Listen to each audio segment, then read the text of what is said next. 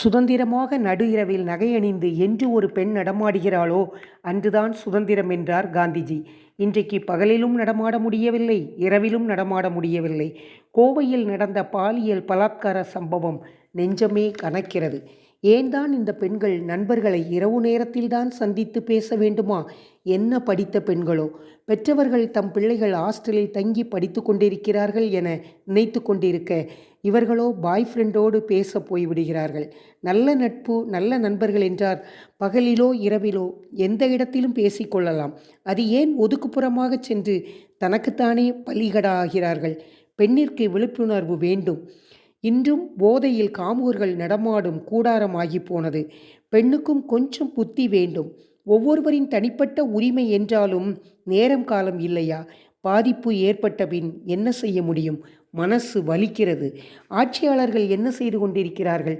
எதற்கெல்லாமோ வரிந்து கட்டிக்கொண்டு வாய்களியே பேசுபவர்கள் எல்லாம் எங்கே காணாமல் போனார்கள்?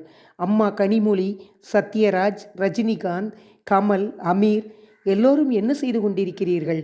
எதற்கோ முன்னாடி ஓடி போய் அழுறவங்க எல்லாம் எங்கே போனீங்க? தவறு என்றால் தட்டி கேட்பவன் நல்ல மனிதன்.